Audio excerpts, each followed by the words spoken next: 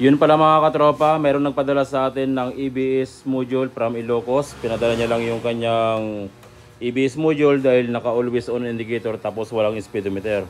Good na yung EBS mo boss, pero ang problema dito sa nakalagay sa GNT mo, walang contact number, hindi kita makontak. Kung sakaling napanood mo yung video na ito, okay na yung kanyang EBS or okay na yung EBS mo boss. Ipapadala ko na pero walang contact number. Yung ano mo, yung address mo rito mayroon pero contact number wala. Hinahanapan kami ng contact number ng LBC ko ipapadala.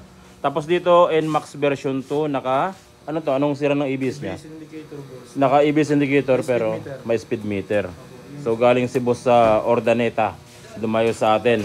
Tapos dito naman ay NMAX version 1 galing si boss sa San Carlos at ang problema ng motor niya ay naka always on yung kanyang indicator at wala na rin siyang speedometer o nagkaroon siya ng error 42. Tapos sabi ni boss kapag 70 to 80 yung kanyang takbo para siyang hinahatak or bumabagal yung motor.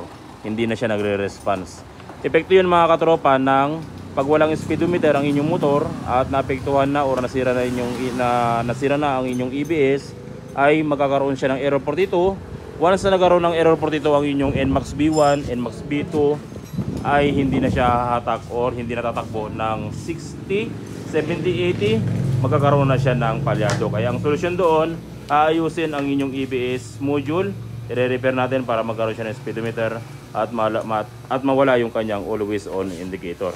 So ito, ano boss, taga Ilocos, tawagan mo ako kung sakaling napanood mo tong video na ito. At ipapadala ko na yung EBS module mo ngayon. Ipapadala ko na. Good na yung EBS module mo at wala nang problema. Kontakin mo na lang ako boss.